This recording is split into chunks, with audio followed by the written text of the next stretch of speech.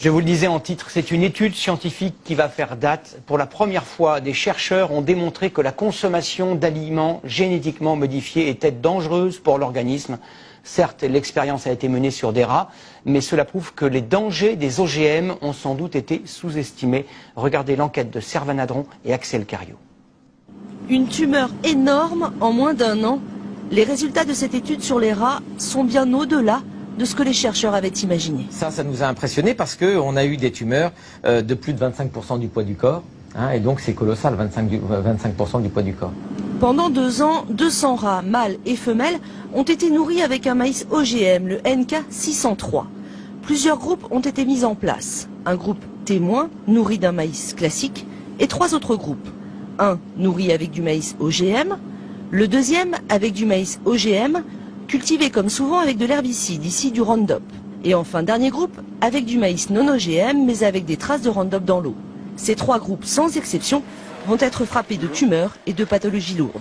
93% des tumeurs sont mammaires chez les femelles qui se développent surtout au cours de la 2e année de vie des rats. Vous savez qu'un rat vit 2 ans, donc la 2e année c'est disons à partir de 35-40 ans pour un humain.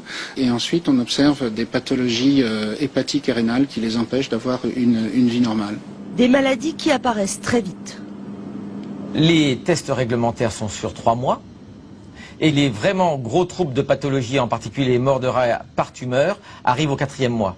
Ça veut dire que les tests réglementaires de 3 mois sont inefficaces pour marquer l'impact sur la santé d'un traitement OGM ou d'une alimentation OGM au long cours dans la vie. C'est le CRIGEN, un comité indépendant sur le génie génétique, qui est à l'origine de l'étude. Il a trouvé les financements auprès de fondations et même de la grande distribution.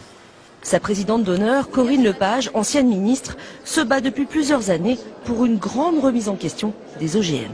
Il ne s'agit pas de la culture, il s'agit de la consommation, de ce que nous mangeons par le biais de la viande, du lait, des plats cuisinés dans lesquels il y a des ingrédients OGM. Et le temps est venu de faire ce que nous demandons depuis des années, c'est-à-dire des vraies études d'impact sur la santé humaine. Cette étude, menée dans le plus grand secret, a surpris. En premier lieu, la multinationale Monsanto qui produit ce maïs et le Roundup, elle n'a pas souhaité nous répondre.